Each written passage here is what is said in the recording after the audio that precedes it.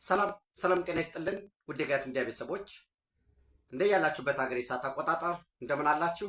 እንደምን ቆያችሁ? የዘመን መለወጫችሁን በአዲሱ ዓመት ለምታከብሩ ውድ ኢትዮጵያውያን እንኳን ለአዲሱ ዓመት ዋዜማ አደረሳችሁ ማለት ፈልጋለሁኝ። ኢትዮጵያዊ መሆን መታደል ነው ብያችኋለሁኝ። ኢትዮጵያ ውስጥም ሆናችሁ የኢትዮጵያ መስከረም አንድ የሚቀየረው የዘመን አቆጣጠር አለ አንድ። ሌሎች ደግሞ የብሔር ብሔረሰቦች የዘመን አቆጣጠሮች አሉ። የሰባት የስምንት ዓመት ልዩነት ካለው ደግሞ የኢሮፓውያን ወይም የአውሮፓውያን የዘመን አቆጣጠር አለ። ሶ እድሜያችሁ ይጨምራል፣ እድሜያችሁ ይቀንሳል። በሰባት በስምንት ዓመት እድሜያችሁ እንዲቀንስ የምትፈልጉ ከሆነ ኑ ወደ ኢትዮጵያ ማለት ነው። ኤኒዌይስ እንኳን ለዋዜማው አደረሳችሁ። አይ ቲንክ ዛሬ ምሽት አዲስ አበባ ላይ በሸራተን አዲስ የርችት እንደሚተኮስ የኢትዮጵያ ፌዴራል ፖሊስ አስታውቋል። መልካም ዋዜማ ለማለት ፈልጋለሁ። በፈረንጆች ዘመን ለምትቆጥሩ ታህሳስ 22 2018 የጋት ውሎ አጫጭር መረጃዎች ከዚህ ወደ እናንተ አድርሳለሁኝ። የመጀመሪያው የሸኔ ቡድን ወደ ሰላማዊ ትግል ወይም የሸኔ ታጣቂ ቡድን ወደ ሰላማዊ ትግል በሚል አንድ የደረሰኝን አጭር መረጃ ለእናንተ አጋራችኋለሁ። ሁለተኛ እስራኤል ለሶማሌላንድ ከሰጠችው ህጋዊ እውቅና ወይንም ዲጂታል ሪኮግኒሽን የምንለው ከዛ ጀርባ ያለው ሚስጥር በሚል ሐሰን ሼክ መሐመድ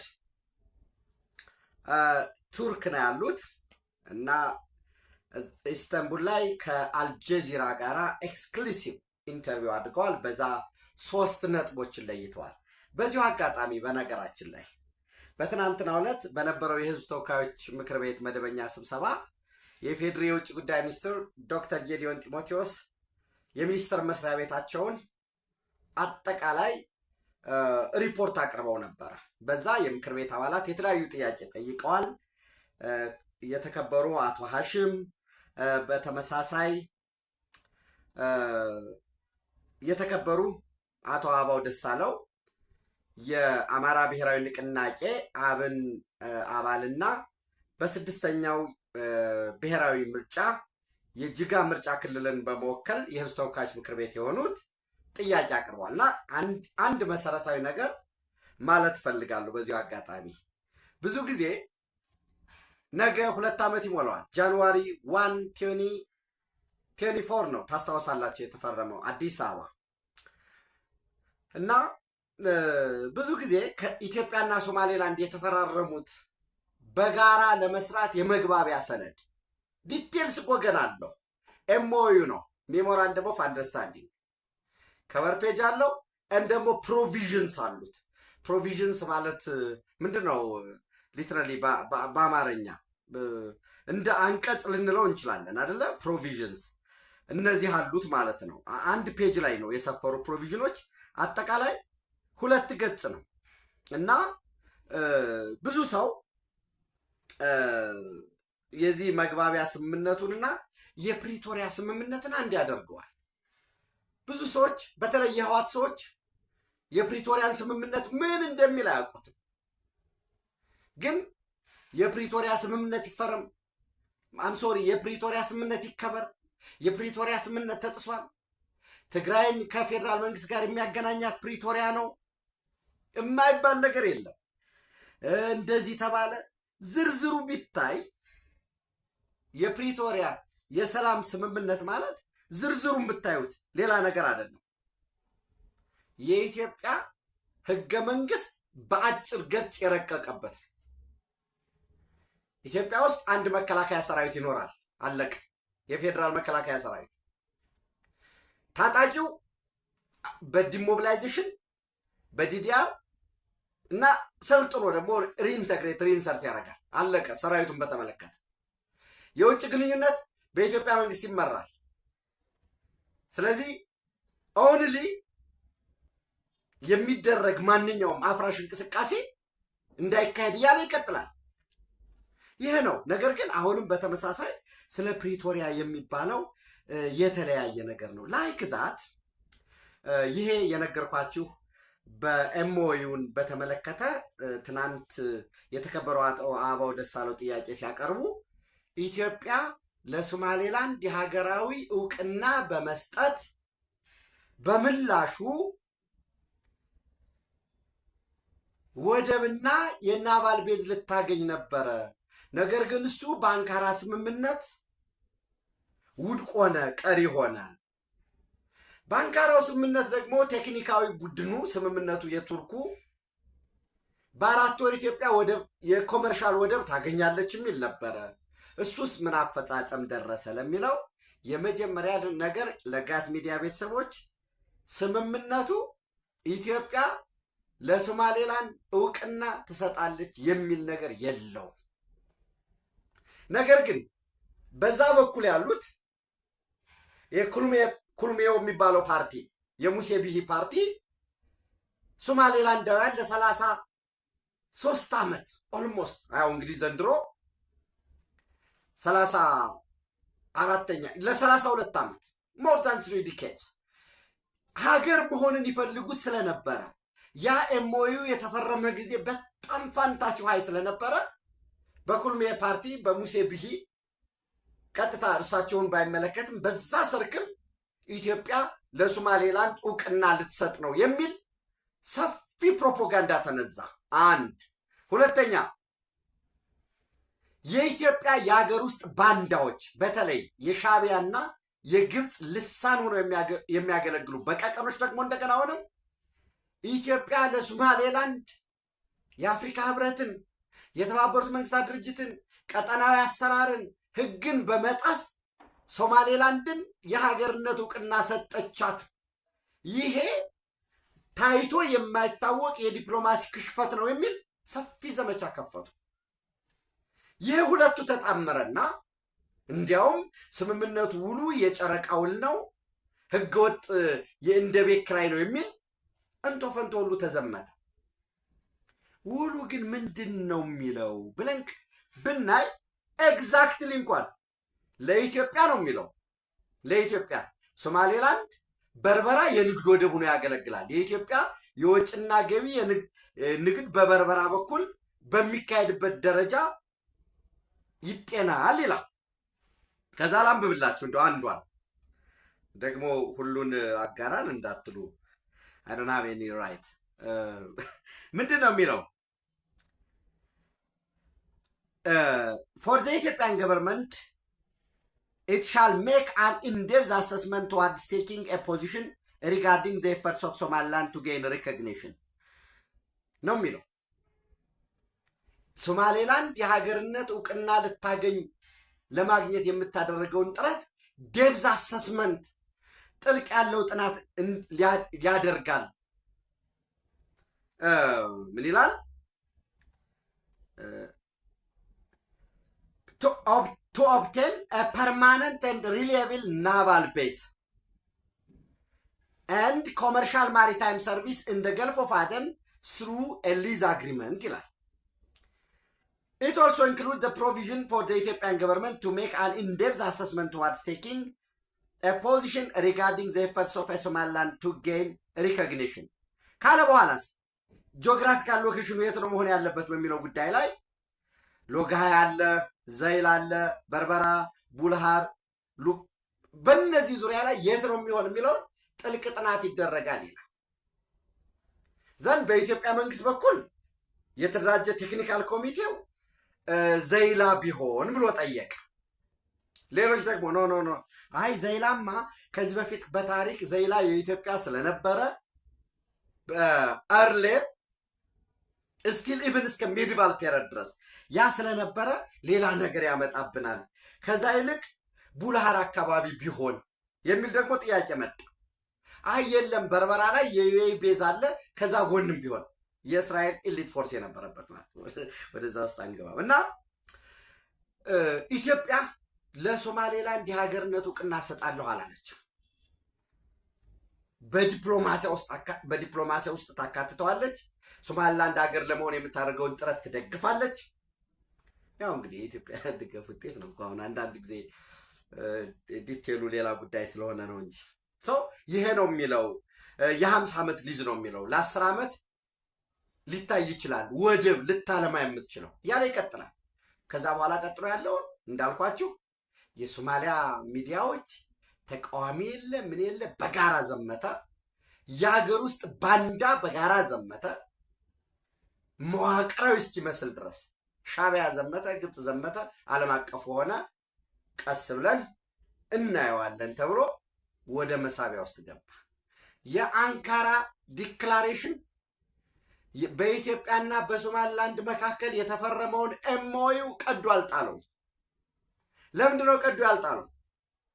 ሙሴቢህም እንዳሉት ሶማሌላንዳውያን አሁንም እንደሚያምኑት እኛ ነፃ ነን ገለልተኛ ነን ብለዋል። አንድ እሱን ያዙ። ሁለት ኢትዮጵያ ነፃና ገለልተኛ ከሆነችው ሶማሊያ ጋር የትኛውንም አይነት ስምምነት የመግባት መብት አላቸው አሉ እና እኛ ከሶማሊያ ጋር ለገቡት ስምምነት ምን እንደሆነ እኛን ይጠቅመናል ይጎዳናል የሚለውን ከመፈተሽ በቀር ዲቴሉን አናቅም። እኛ ራሳችንን የቻልን ሶቨሬን ነን አሉ። ስለዚህ እውቅና አገኙ። አሁን ሀገራዊ እውቅና አገኙ። እስራኤል አገኙ። ዘና አሜሪካ ያለውን አይታቸዋል። ሌሎች ደግሞ ይቀጥላል። እንግዲህ አንዳንድ ጊዜ ምንድን ነው ክብሪት የተደረደረ ክብሪት ላይ አይታችሁ ከሆነ አንዱ ከወደቀ እየቀጠለ ቲክ ባይ ቲክ ኢንክሪመንታል ሊሆን ይችላል።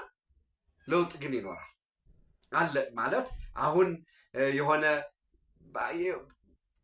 የሆነ ቀን ላይ አሜሪካ እውቅና ይሰጣል፣ ቀጥሎ ህንድ ይመጣል። ከየራሱ ኢንተረስት አንጻር አሁን ስጋት አጭሯል። በሳውዲ አረቢያና በዩኤኢ በኩል ያለውን ጉዳይ በዚሁ አጭር መረጃ ቲፕ አረጋችኋለሁ ማለት ነው እና ብዙዎቻችን ያው አንድ ቀን ኤምኦዩም የሚለቀቅበት ቀን ይመጣ ይሆናል አይ ቲንክ። ከዛ ውጭ ጠቅላይ ሚኒስትር ጽሕፈት ቤት ኢትዮጵያ ውስጥ ዶክመንት ያለው ከዛ ባለፈ ደግሞ የተፈረመበት አንደኛው ዶክመንት ደግሞ ሙሴቢሂ ጋር ነው ያለው። ሙሴቢሂ ደግሞ ዶክመንቱን ሴክሬትሊ አስረክበው ወጥተዋል። እንዴት ነው ትፈጽማላችሁ የተብሎ ሲጠይቁ ዶክመንቱን እናየዋለን አይተን ከፓርቲው ፖሊሲ ከፓርቲው ፕሮግራም ከሶማሌላንድ ህዝብ ኢንተረስት ናሽናል ኢንተረስት ጋር የሚሆን ከሆነ አስማምተን እናየዋለን ባሉት መሰረት በዛ እየታየ ነው ያለው። ያንን ስምምነት ሲጀመር እውቅና መስጠት የሚባል ነገርም የለውም፣ አብሮ የሚታይ ነው የሚሆነው እና በመሰረቱ አቶ አበባው ደሳለው የተከበረው አቶ አበባው ደሳለው ያስደሰቱኝ ታሪካዊ ጠላታችን ግብፅ ብለው ነው የጠሩ። ብዙ ሰዎች ያችን ቃል አይጠቀሟትም። አንዳንዶቹ እንዲያውም ሌላ ኢንተረስት ያላቸውም ስላሉ ማለት ነው። ይህንን ወስደን ቀጠናው ውስጥ አዳዲስ ኃይሎች እየገቡ ነው። አዳዲስ ኃይሎች የቀይ ባህር ቀጠና የገልፍ ኦፍ ኤደን ቀጠና በአዳዲስ ተዋናያን እየተሞላ ነው ማለት ነው። በዚህ ረገድ የውስጥ ጉዳያችንን በደንብ መፍታት ይጠበቅብናል።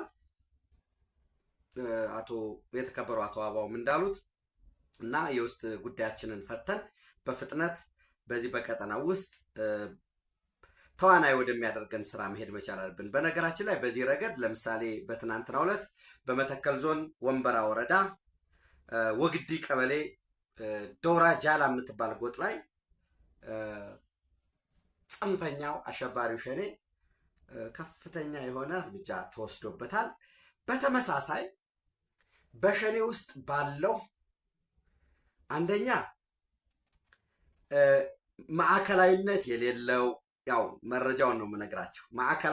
ማዕከላዊነት አልባ የሆነ አካባቢያዊነት የሆነ ሸኔ ከኦሮሞ ሕዝብ ፍላጎት ጥቅምና ጥያቄ ይልቅ ለኦሮሞ ሕዝብ ታሪካዊ ጠላቶች ለሆኑት በመለላክ አብሮ በመመስራት በተለይም ይላሉ በወለጋ አካባቢ እየተንቀሳቀሰ በህዝባችን ላይ ከፍተኛ ጉዳት ከሚያደርሰው ጽንፈኛው ፋኖ ጋር ተባብሮ እየሰራና ህዝባችንን እያፈናቀለ ስለሆነ አካሄዱም የኦሮሞን ህዝብ አንገት ለማስደፋት ከሻዕቢያ ጋርና ከህዋት ጋር ያልተቀደሰ ጋብቻ ፈጽሞ ሻዕቢያና ህወሓት በሰጡት አቅጣጫ ዘመነ ካሴ ከሚመራው ፋኖ ጋር ህብረት ፈጽሞ የቢዛሞ እዝ የሚባል ፋኖ አደራጅቶ ህዝባችንን እየመዘበረ እየጨፈጨፈ እየገደለ እያፈናቀለ በመሆኑ ጃልመሮ ከሚመራው ሸኔ ጋራ ተነጥለናል ብለው ሁለት ኃይሎች ራሳቸውን አርቀዋል። አንደኛው ጃልአብዲ የሚባለው ነው፣ የማዕከላዊ በሸኔ አጠራር የማዕከላዊ ዞን ወይንም ይሄ ሸዋን ይዞ የሚንቀሳቀሰው ማለት ነው። ሁለተኛው አሁንም ከጃልመሮ ጋር አልሰራም ያለው ጃልገመቹ አብዬ የሚባለው የደቡብ ዞን ወይንም በአብዛኛው ይሄ ጉጅን ይዞ በቦረና አካባቢ የሚንቀሳቀሰው ማለት ነው። እንግዲህ እንደምታስታውሱት ጃልገመቹ ታንዛኒያ ዳሬ ሰላም ተደርጎ በነበረው ድርድር ጃልመሮ ዋና ሊቀመንበር፣ እሱ ደግሞ ምክትል አዛዥ ወይም ዋና አዛዥና እሱ ምክትል አዛዥ ሆኖ ታንዛኒያ ላይ ተደራድረው ነበር። በዛ ድርድር ጃልገመቹ ሞሮለስ 100% በድርድር ሀሳቡ ላይ ቢስማማም ጃልመሮ በዋናነት ውጭ ካሉ ጽንፈኞች ይሰጠው በነበረው የክልሉ መንግስት ይፍረስ፣ የመከላከያ አዛዥነት ይሰጠን፣ የክልሉን በሙሉ የኦሮሚያ ክልልን ስልጣን እናዝ፣ አብሮ መስራት ሳይሆን ሙሉ ለሙሉ ነው ቴክኦቨር ማድረግ ያለብን፣ አለፍ ሲልም ሪፈረንደም ሁሉ ማካሄድ አለብን በማለት ነው። ይሄ የተመረጠ መንግስት ስለሆነ እንዲህ አይነትም ጉዳይ ኢንተርቴን ማድረግ አትችሉም፣ በጋራ እንስራ ሲባል ተስማምተው ነበር። እንዳልኳቸው በተለይ ጃልገመቹ 100% የሚባል ተስማምተው ነበር። በት ከጃልመሮ ከሌሎች ያሉት ጋር እንዳልኳቸው አስቀድሜ ያው ከህወሓት ጋር አብረን እንሰራለን ያሉ ያው ጀስት በአደባባይ በጦርነት ወቅት የተገለጠ ነው። በዚህ ምክንያት እዚህ አዲስ አበባ ያሉም አዛዦች አሏቸው። አንሰራም ስምምነቱ ምንድነው ከመንግስት ከኦሮሚያ ክልላዊ መንግስት ጋር አንሰራም ብለው ፈርሶ ነበር። ያንን ስምምነቱ ባለመፈጸሙ እንግዲህ የምታስታውሱት ነው እነ ጃልሰኝ ታጣቂዎቻቸውን ይዘው በሰላም ገብተው አብረው እየሰሩ ነው። ለኦሮሞ ህዝብ ጥያቄ እንዲመለስ የኢትዮጵያ እድገት፣ ሰላም፣ ልማት፣ ብልጽግና እንዲረጋገጥ። በተመሳሳይ አሁን ጃልአብዲና ጃልገመቹ ሁለቱ ከጃልመሮ ተነጥለው መውጣታቸውን አውጀው በተመሳሳይ ሁለቱ በጋራ በሚሰሩበት ዙሪያ ውህደት ወይንም በአንድ መዋቅር በአንድ ሃይራርኪ ለመስራት አስቀድሜ እንዳልኳችሁ ከኦሮሞ ህዝብ ጠላቶች ጋር መስራት፣ ተለላኪነት፣ ዘራፊ፣ ህዝቡን መበደል፣ መሰረተ ልማት ማውደም፣ ለሰላማዊ ድርድር እድል አለመስጠት በሚሉ ከዚህ ከጃልመሮ ጋር ያላቸው ልዩነት እነዚያን ፈተው ወደ ጋራ ለመሆን ድርድር ላይ ናቸው።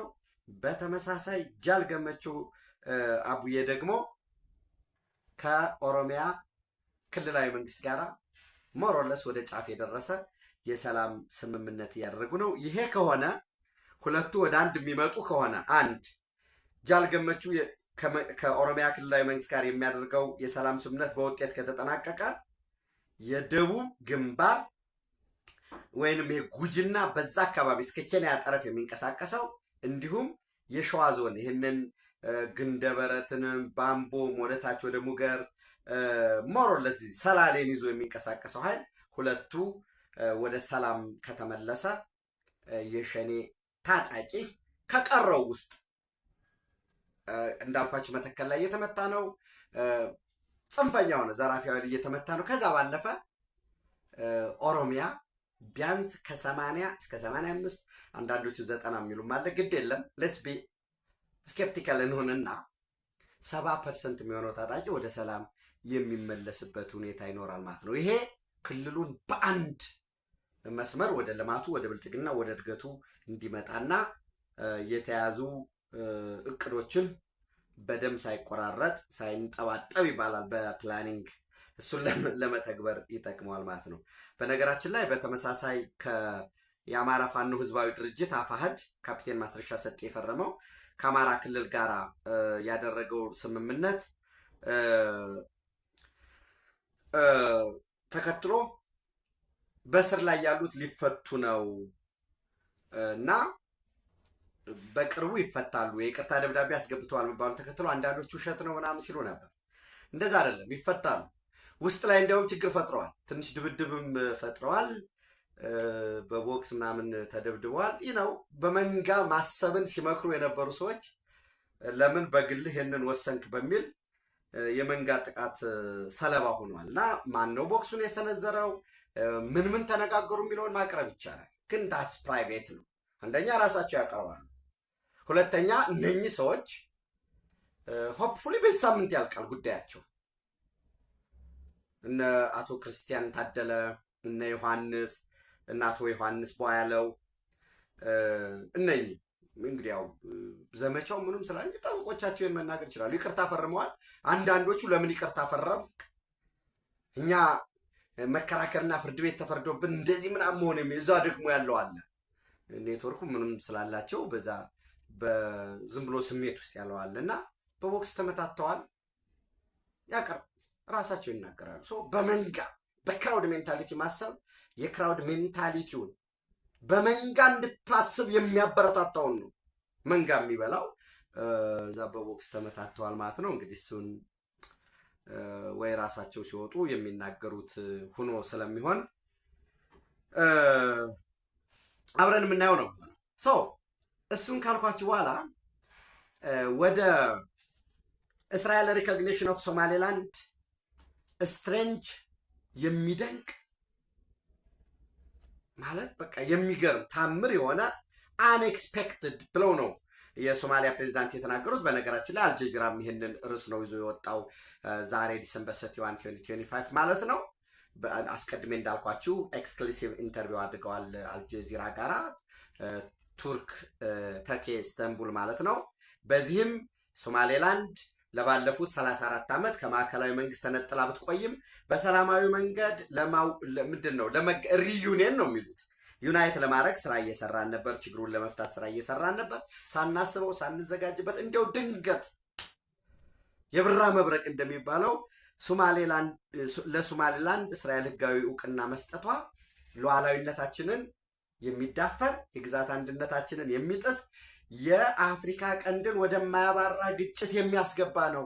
ስለዚህ ይሄ ትክክል አይደለም፣ ዓለም አቀፉ ማህበረሰብም ሊያወግዘው ይገባል፣ ጥረታችንን አጠናክረን እንቀጥላለን ካሉ በኋላ የሶማሊያ የደህንነት ተቋማት እንዳረጋገጡልኝ እስራኤል ለሶማሌላንድ እውቅና ስትሰጥ 3 ወሳኝ ነገሮችን ከሶማሌላንድ መንግስት ጋር ስምምነት አድርጋ ነው ብለው፣ አንደኛ the resettlement of Palestinians ወይንም ፍልስጤማውያንን ከጋዛ ተነስተው ተፈናቅለው ሶማሌላንድ ላይ እንዲሰፍሩ ተስማምተዋል ነው አንደኛ የሚሉት። ይሄ በነገራችን ላይ ባለ 20 ነጥብ የሰላም ስምምነት ዶናልድ ትራምፕ ያቀረቡት በጥሩ ሁኔታ ላይ እየተካሄደ ነው።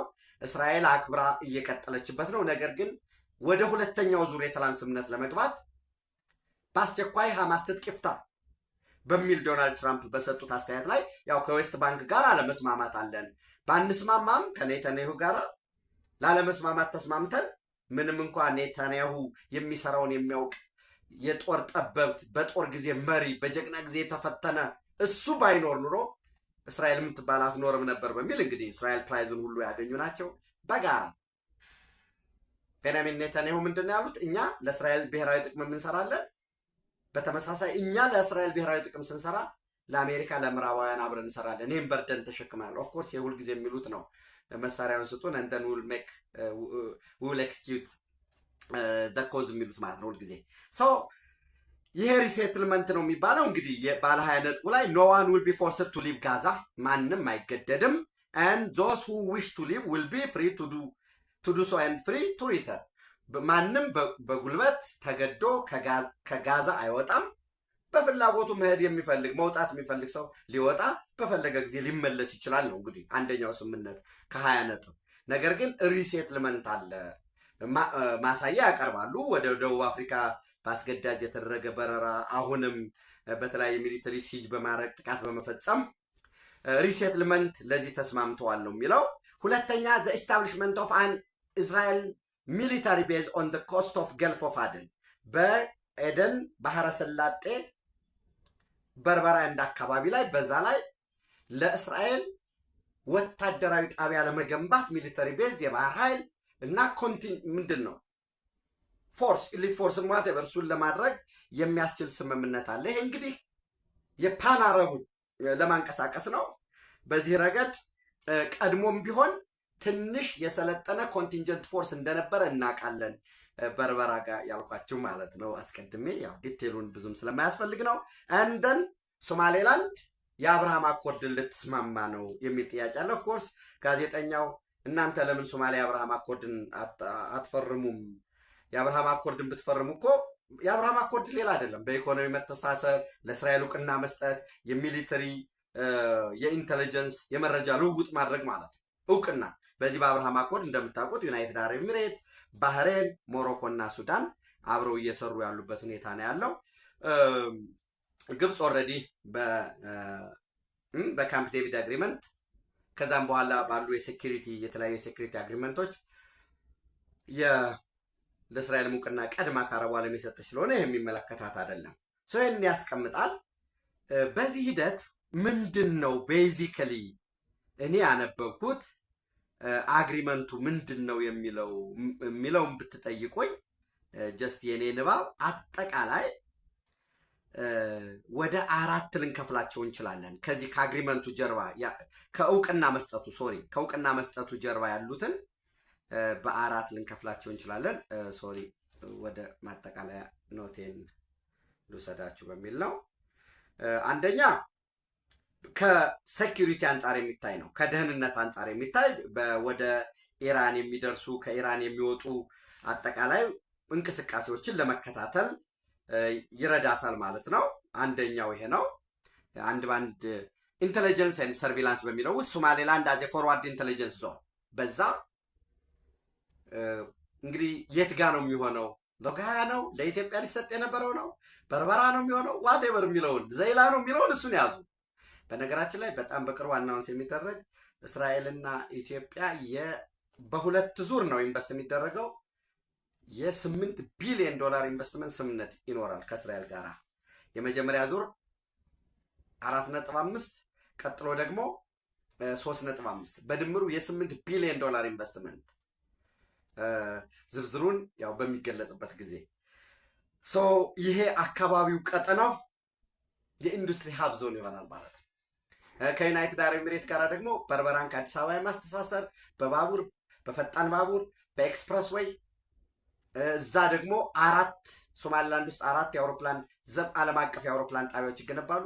ይሄ ቀጠና የገልፍ ኦፍ ኤደን ኮሪደር ውጤታማ በኢኮኖሚክ ኢንቴግሬሽን ይመጣል። ይሄ ሲመጣ ስጋት የፈጠረባቸዋል። ጅቡቲ ላይ ከፍተኛ ስጋት ፈጥሯል።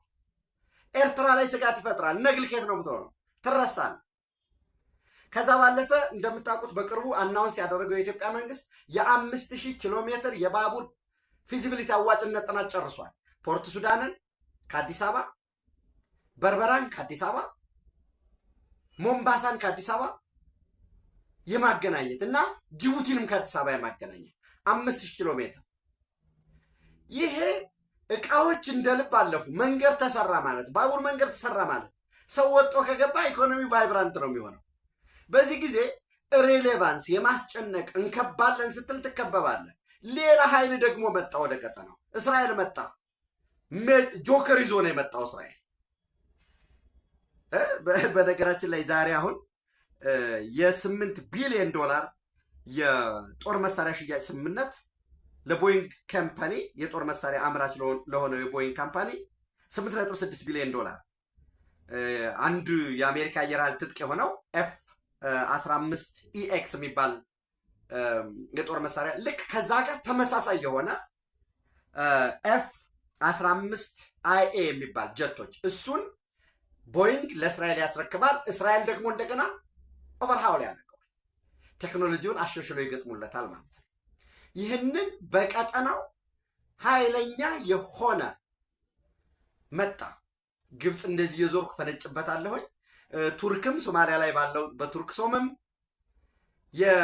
የጦር መሳሪያ ኢንተርኮንቲኔንታል ባሊስቲክ ሚሳይል መተኮሻ እኮ ሶማሊያ ላይ አለ። የቀይ ባህር ቀጠና በዛ ወደብ ኤላይት የሚባለው ወደብ እኮ አሁን ተዘግቷል። ኦልሬዲ ባንክራፕት ሆኗል። ወደ እስራኤል የሚሄድም ከእስራኤል የሚመጣው ላይ ጥቃት ስለሚፈጸም የመጀመሪያው ወደፊት እያንዳንዱ በዲቴል የምናየው ነው የሚሆነው። የመጀመሪያው ሶማሊላንድ አዘ ፎርዋርድ ኢንተለጀንስ ዞን ይሆናል። ከዛ ለየመን መቅረቡ የመን ላይ ደግሞ እንዳልኳችሁ እንግዲህ ሙሐመድ ቢን ዛይድ አልናህያን የ64 ዓመት ሰው ናቸው። የኢትዮጵያ ቅርብ ወዳጅ ናቸው። የዩናይትድ አረብ ኤሚሬት ፕሬዚደንት፣ እንዲሁም መሐመድ ቢን ሰልማን አልሳውድ የ40 ዓመት ጎልማሳ ናቸው። የሳውዲ አረቢያ ጠቅላይ ሚኒስትር ናቸው። እነኚህ ሁለቱ ገልፍ ፓወሮች ናቸው። ነገር ግን የውስጥ የናሽናል ኢንተረስት ላይ ደግሞ ችግር አለባቸው። በኦፔክ ላይ፣ በነዳጅ ሽያጭ ኮታ ላይ፣ በኃይል አሰላለፍ ላይ ዩናይትድ አረብ ኤሚሬት የአብርሃም አኮርድ ስለፈረመች ከእስራኤል ጋር በኢኖቬሽን፣ በአርቲፊሻል ኢንቴሊጀንስ፣ በቴክኖሎጂ፣ በሮቦቲክስ፣ በኃይል ሽያጭ አብራ ትሰራለች። በተመሳሳይ ዩናይትድ አረብ ኤሚሬት ከአሜሪካ ጋር ጠንካራ ግንኙነት አላት። ወራስ ሳውዲ አረቢያ ከአሜሪካ ጋር ጠንካራ ግንኙነት ይኖራት እንጂ እስራኤል ጋር የአብርሃም አኮርድን አልፈረመችም። እስራኤልንም እንደ ሀገር ለማወቅ እንቸገራለን። እንደ ሀገር እናውቅ ዘንድ ቱ ስቴት ሶሉሽን ምንድን ነው ፓለስታይን ሀገር ሆኖ መውጣት አለበት የሚል ክርክር አላቸው። በዚህ ሂደት አንደኛው የአንደኛውን ይዞ ከጀርባ ልክ ጎልያድ ሰልፉን ዳዊት ደግሞ ከኋላው እግዚአብሔርን ይዞ ነው የገጠሙ እንደሚባለው ሁለቱም ከጀርባ ይዘው ቀይ ባህር ላይ ለፍልሚያ እየመጡ ነው። በዛ ፍልሚያ ወሳኝ የሆነ የኢንተለጀንስ ማዕከል የመን አሁን ለሁለት ሊከፈል ነው። ትናንት ማህበራዊ ሚዲያ ላይ አንድ መረጃ አጋርቻችሁ ነበር። ዩናይትድ አረብ ኤሚሬት የሳውዘርን ትራንዚሽን ካውንስልን መደገፏ ትክክል አይደለም። ከዩናይትድ አረብ ኤሚሬት መነሻቸውን ያደረጉ የጦር የጫኑ መርከቦች ላይ ተመጣጣኝ የሆነ እርምጃ ወስጃለሁኝ የሚል የሳውዲ አረቢያ የምትመራው ፕሬዚደንሻል ሊደርሺፕ ካውንስሉ መረጃ ሲያወጣ ወዲያውኑ በፍጥነት ዩናይትድ አረብ ኤሚሬት ጨርሻለሁኝ ወጥቻለሁኝ ብላ ወጣች። ፕሬዚደንሻል ሊደርሺፕ ካውንስሉም ሰርዣለሁ ስላለ አሁን ምን እየሆነ መሰላችሁ? ዩናይትድ አረብ ኤሚሬት የምትደግፈው የሳውዘርን ትራንዚሽን ካውንስል በሙሉ የቀድሞዋን ደቡብ የመን የምትባለዋን መቀመጫዋን ኤደን ያደረገችዋን በ1967 ነፃ የወጣችዋን ደቡብ የመንን እየተቆጣጠረ ነው። አህራም ኦንላይን ለምሳሌ ምን ይላል? Yemen is now more divided than ever between the internationally recognized presidential council led by President Rashid Al-Almi, the head of state, and on the other side, the Southern Transitional Council led by Adarus Al-Dubaydi. ይሄ ኃይል ኤስቲሲ የሚባለው በጣም እስከ አፍንጫው የታጠቀ ትልቅ አቅም ያለው ኤደንን ከቦ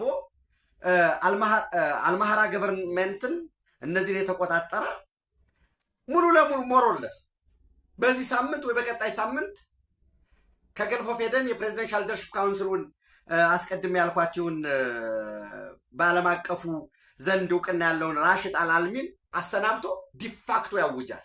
ለዛ ነው ሙሐመድ ቢን ሰልማን አልሳውድ ይህንን ጉዳይ በየመን ያለውን ጉዳይ እንዲሁ አናየውም፣ በሶማሊያ ካለው ጋር ተመሳሳይ ነው። ምናልባት ደቡብ የመንንም ማን እውቅና ሊሰጠው ይችላል?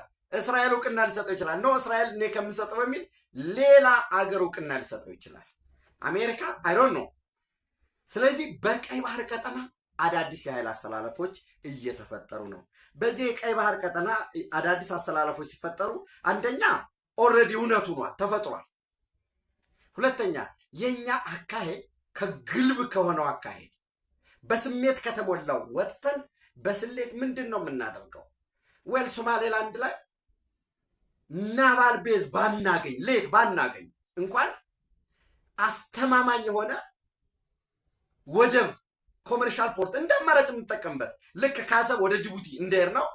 ከጅቡቲ ሙሉ ለሙሉ አቮይድ እናደርገዋለን ማለት አይደለም። ለምሳሌ በቅርቡ ሆፕፉሊ የዛሬ ዓመት ምናምን ነዳጅ በበርበራ በኩል ማስመጣት እንጀምራለን። ሄቪ ማሽነሪዎች ቢኮዝ በርበራ በቀይ ባህር ቀጠና ከተሰሩ ፖርቶች ውስጥ ዲፒ ወርልድ የሰራው ኦልሞስት አሁን ኢንቨስትመንቱ ወደ $600 ሚሊዮን የደረሰ በጣም አቅሙ ትልቅ ነው። እሱ እንጠቀማለን። ለቁም እንስሳት ንግድ እንጠቀምበታለን። ሄቪ ማሽነሪ እናስመጣበታለን፣ ነዳጅ እናስመጣበታለን ከዩኤኢ በቀጥታ ወደዛ አምጥተን ሌሎች መሰረተ ልማት። ይሄ በኮመርሻል ህግ ነው። ይህን ስናደርግ ከጅቡቲ ጋር ለመደራደር ዋይ ኖት የሆነ በዚህ ያህል ስጡን፣ እንደዚህ እናድርግ፣ ኮመርሻሉን ደግሞ የጋራ ወደብ እናልማ። በተመሳሳይ የራሳችንን ወደብ የአሰብ ወደብን ደቡባዊ ቀይ ባህርን ለማስመለስ ከጦርነት መልስ ባሉ ስትራቴጂክ ነው ማሰብ መቻል ያለብን። እሱን ይጠቅመናል በሚል ነው መውሰድ የሚጠበቅብን። በዝርዝር እናየዋለን። ሌላው በዚህ በኢንተለጀንስ ኤንድ ሰርቬላንስ ውስጥ ሞኒተሪንግ ሃውቲ አንማንድ ኤሪያል ቬክልስ ወይም ድሮኖችን ለመቆጣጠር ትራኪንግ ኢራኒያን ማሪታይም ኔትወርክ፣ ከኢራን የሚሄዱ መርከቦች ምን አይነት ናቸው፣ የእነማን ናቸው፣ ከኢራን የሚነሱ ወደ ኢራን የሚሄዱ መርከቦችን ለመቆጣጠር። ከዛም ባለፈ ሲግናልስ ኤንድ ኤሌክትሮኒክ ኢንተለጀንስ ፖቴንሻልስ፣ ለዚህ የኤሌክትሮኒክ ወርፌር ለሲግናል ኤንድ ኤሌክትሮኒክ ለዚህ ይጠቅማል። ሁለተኛው ሬድ ሲ ኤንድ ባቤል መንደብ ነው። እንግዲህ ቀይ ባህር በዓለም ላይ ካሉ ወሳኝ የንግድ ኮሪዶሮች አንዱ ነው። መለስ ዜናዊ የሚባል ሰው